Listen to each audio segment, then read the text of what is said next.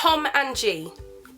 Where are you? I feel like I'm holding up a fort all by myself here. What's going on? But anyway, as I mentioned in one of my last videos, I read 22 books last year. There were only 1 or 2 of those 22 books that I wasn't too sure on, and that's not to say that I didn't like them, I just didn't take as much away from them as I did the other books that I read. But I thought I would share those books with you and some of my opinions on them. I started off the year by reading The Time of My Life by Cecilia Ahern. It's a really cool concept that your life is another person, and to think how you would treat your life if you knew it affected that person. The second book I read was How to Be a Woman by Caitlin Moran. This book gave me a lot to think about feminism-wise, and also Caitlin Moran is a really funny, clever writer. On February 10th, I started reading Stardust because it's one of my favourite movies, and although it's a very short book, it's a real heartwarming fairy tale. In March, I started reading Paper Towns by John Green. I really loved this book, and I got completely caught up in Q's quest to find Margot. I then started reading Trouble by Non Pratt, which is a book that was actually sent to me by the publishers of the book. Although I felt that Trouble was for a younger audience, I thoroughly enjoyed it and thought it was really clever. It's about a girl who gets pregnant in her teens and the trouble that ensues. I then read Fangirl by Rainbow Rowell, and I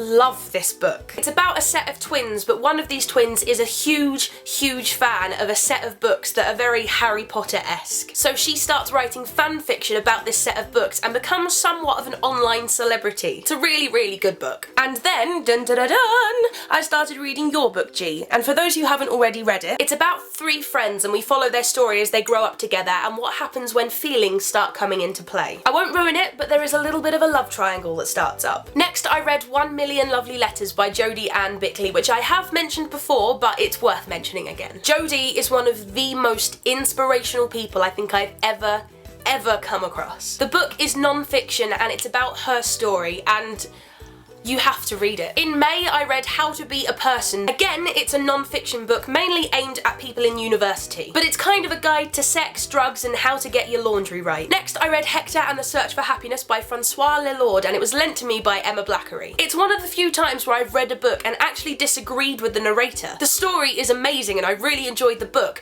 but at times the narrator could kind of be a bit of an arse. Then I moved on to The List of My Desires by Gregoire Delacour. I read this book during rehearsals for my second year at Les Mis, and I blitzed it. There were times when I'd be sat in the auditorium and not needed on stage because it was past the point where I died, so I could sit and read for hours at a time, and I think I read it within 24 hours. It's a really wonderful story about what happens when a woman wins the lottery but doesn't want her life to change drastically. Then I read The Timekeeper by Mitch Albom, and I was a little bit disappointed. It's not that I didn't enjoy it, it's just that I've read other books by Mitch Albom and I expected something a little more than what I was given.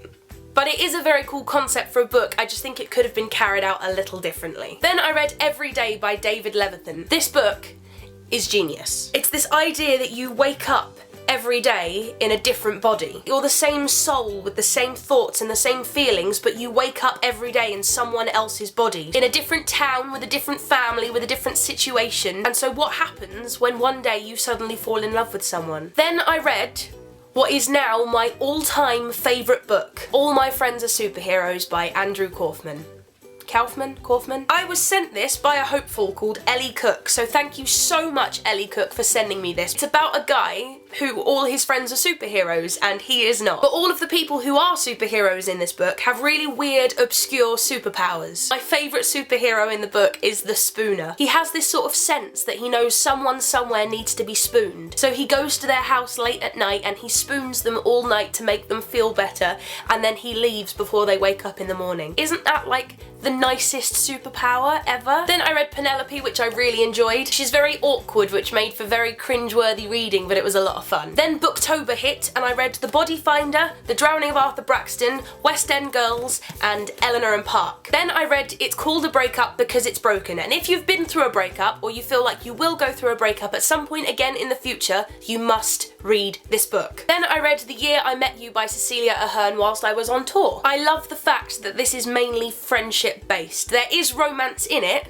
but it's mainly about a friendship, and I love that. And finally, the last book I read was the second book in the Body Finder series, Desires of the Dead, and I love this series. I'm currently reading the third book. And there we have it, that's all 22 books that I read, and I just finished my cup of tea, so I think that's a good place to wrap it up. Today I look like this, and I shall see you next Wednesday. I had a revelation today, like some kind of epiphany. The lamest Christmas party is this week, and I know that's kind of late for Christmas, but whatever.